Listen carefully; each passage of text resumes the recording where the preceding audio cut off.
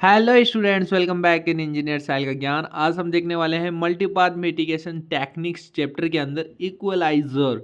And इसको अच्छे से देखेंगे, जितने भी टाइप्स है उनके ऊपर ब्रीफ आइडिया लेंगे।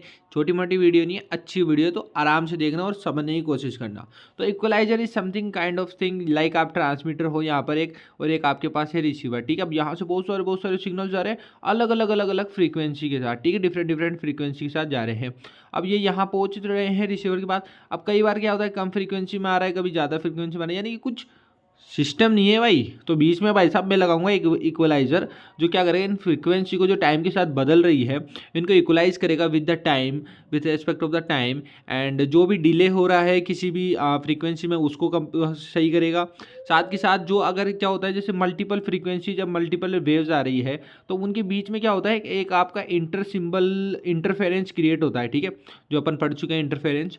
तो इंटरफेरेंस क्रिएट हो रहा है, तो उसको एलिमिनेट भी कौन कर रहा है, इक्वलाइजर ही कर पा रहा है। तो ये सारे काम करके फाइनल उस फ्रीक्वेंसी को, सिंपल भाषा में बोले तो सारी फ्रीक्वेंसी को इक्वलाइज करके रिसीवर तक पहुंचा रहा है, जिससे एक अच्छी फ्रीक्वेंसी और कांस्टेंट फ्रीक्वेंसी रिसीवर को मिलती रहे।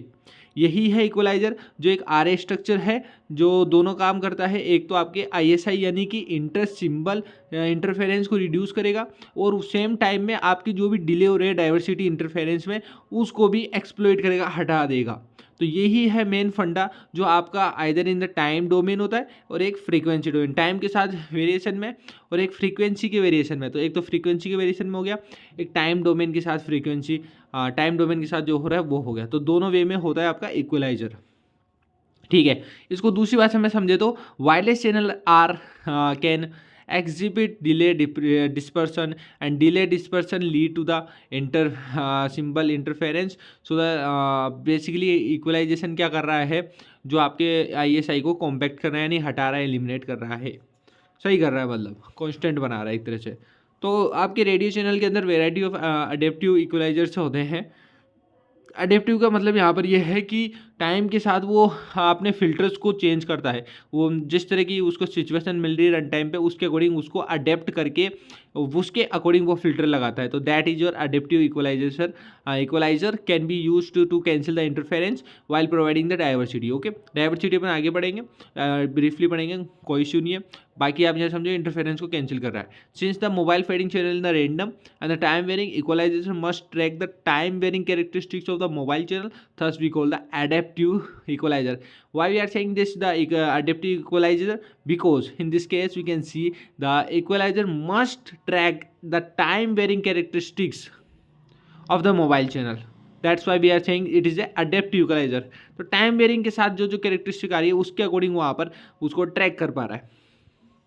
यहाँ पे समझते हैं कि ओरिजिनल आपकी बैंड मैसेज जिसको मिलता है इक्वलाइजर को, ये पूरा पार्ट देखो यहाँ पर। तो ये क्या कर रहा है, एक तो मॉड्यूलेटर यूज कर रहा है, एक ट्रांसमीटर यूज कर रहा है, देन ये जा रहा है रेडिएशन सिग्नल के पास, then RF receiver, front end, then IF stage होती है, देन डिटेक्टर, मेजर, फिल्टर्स लगते हैं। यहाँ पे आपके इक्वलाइजर का नॉइज लगता है, कोई नॉइज वॉइस उसको कंट्रोल करने के लिए for the channels. Then the equaliser का HEQ लगता है, देन आपका फाइनल डिसीजन मेकर होता है, then you finally reach construct your message data. So this is the complete process that we can see into this. तो यहाँ पे सम लग रहा है, जितनी भी आ रही है डिफरेंट डिफरेंट उन सबका सम होता है, and then finally same loop चल के फाइनल जो डिसीजन मेकिंग होती है उसके बाद आपको मिलता है रीस्ट्रक्चर्ड मैसेज डेटा। तो ये डायग्राम था अपना इक्वलाइजर का। इसके अंदर थोड़ा सा डेरिवेशन देखते हैं। सो y इक्वल टू में x मल्टीप्लाई f, जो फ्रीक्वेंसी फंक्शन था अपना, और ये अपना नॉइज है। इसको अपना HEQ की वैल्यू निकलेगी तो दिस वन, एंड GT की वैल्यू दिस वन। ये आपको याद ही करनी पड़ेगी, विच इज इक्वल टू 1 होती है। नाउ अडेप्टिव इक्वलाइजर की तरफ आते हैं। तो ये टाइम बेरिंग फिल्टर होता है which must constantly be return, and the basic structure of adaptive equaliser is shown in the figure. This is the figure, जिसके अंदर ये क्या कर रहा है, डिफरेंट डिफरेंट फिल्टर सप्लाई कर रहा है, जिससे आपके एरर्स के चांस बहुत कम हो जाते हैं with the time varying. Okay, filter से अप्लाई होते हैं। तो this is the diagram, simple diagram है। यहाँ पर different different kind of things, and this is your we can say filters. And हर चीज़ को एक ना एक वेट, वो यानी कि सबको अपना एक वेट यानी कि प्रायोरिटी डिफाइन की जाती है। देन एरर चेक यहाँ पर आता है, सेम लूप चलता रहता है, फाइनली आउटपुट मिलता है। ये सब सेम डायग्राम है, आप खुद के एंड से भी बना सकते हो, कुछ ज़्यादा इतने सोचने की जरूरत नहीं है, आपको एग्जाम क्रैक करना है बस। नाउ न्यू वेट्स की वैल्यू किस निकलेगी, प्रीवियस वेट लूंगा मैं एंड द प्रीवियस एरर को and the correct input vector को, इनको मल्टीप्लाई कर दूंगा कॉन्स्टेंट के साथ में, जो भी कॉन्स्टेंट है आपका। जहाँ पे प्रीवियस एरर की वैल्यू अगर आपको जाननी है, that is your previous desired output जो था एंड जो आपका प्रीवियस एक्चुअल आउटपुट था, उन दोनों को मिनिमाइज कर लेना, जो एरर निकल के आती है, यानी जो एक्सपेक्ट किया था और जो एक्चुअली है, उन दोनों में जो डिफरेंस है, that is your previous error. यहाँ पे इधर रख दोगे, इधर मल्टीप्लाई कर दोगे, वैसे न्यूमेरिकल इस पे आएगा नहीं, डोंट वरी।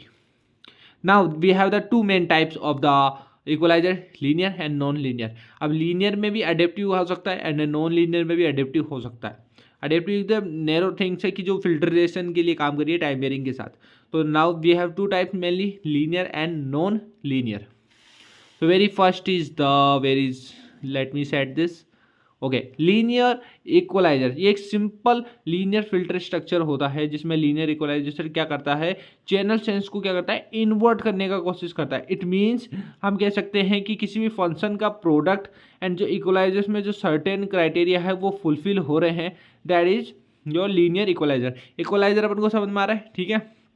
लीनियर का यहाँ पर समझ में दो पॉइंट्स समझ में आएगा। पहली बात यहाँ पर ये है, दो कंडीशन है, इनको फुलफिल हो रही है तो वो लीनियर है। Now flat transfer function of this channel filter concatenation, ठीक है, यानी ये कॉन्कैटिनेट होना चाहिए आपका फ्लैट ट्रांसफर फंक्शन किसी फिल्टर का। सेकंड, आपके मिनिमाइजिंग करना चाहिए मीन स्क्वायर्ड एरर को एट फिल्टर आउटपुट पे मीन स्क्वायर्ड एरर को मिनिमाइज करना चाहिए। अगर दोनों चीज़ हो रही है, that thing is a linear equaliser. Formulas की तरफ चलते हैं एंड डायग्राम की तरफ चलते हैं। So this is the diagram that we have and this is the value that we have. यहाँ से लीनियर की वो आ रही है एंड ये जो दूसरी वाली है, इन दोनों का अगर अपन निकालेंगे तो ये वैल्यू निकल के आती है। हम क्या यहाँ पर एम कर रहे हैं कि एक फ़िल्टर निकाल रहे हैं सो दैट EI 0 हो जाए N0 के लिए, जहाँ पर ZF इक्वलाइजेशन क्या हो सकता है, इसका मिनिमम हो सकता है, विच अपन को क्या देता है, फाइनली आउटपुट क्या देगा, जो अपन को देगा मीन स्क्वायर एरर देगा मिनिमम इक्वलाइजर की। नॉन लीनियर क्या होता है भाई, नॉन लीनियर एक अच्छी खासी चीज़ है जहाँ पर आपके चैनल का distortion is too severe for a linear equalizer to handle. we have the three kind of different very efficient non linear methods that offer करते हैं improvements को किसके ऊपर, लीनियर इक्वलाइजेशन टेक्निक्स के ऊपर, यानी कि इससे भी ऊपर है अगर आप किसको यूज़ कर रहे हो, that is your non linear. कुछ मेथड्स होते हैं जिनको आप यूज़ कर सकते हो जो इंप्रूवमेंट्स में काम कर रहे हैं। Very first is the decision feedback equaliser, second is the maximum likelihood symbol detection, third is a maximum likelihood sequence estimation। तो आई थिंक वीडियो काफ़ी लंबी हो गई है, तो अपन इसी को यहीं पर एंड करते हैं। नेक्स्ट वीडियो में अपन देखेंगे डिफरेंट टेक्निक्स लीनियर की, देन उसकी नेक्स्ट वीडियो में देखेंगे नॉन लीनियर की ये मेथड्स, ठीक है। ये एग्जाम्स के लिए इंपॉर्टेंट्स हैं बोलूँगा मैं आपको, इसलिए एक बार इसको नोट्स को गो थ्रू कर लो, लिंक डिस्क्रिप्शन में मिल जाएगा। थैंक यू सो मच, मिलते हैं नेक्स्ट वीडियो के बाद। साथ में जय हिंद जय भारत, पढ़ते रहो, मुस्कुराते रहो, देश को आगे बढ़ाते रहो।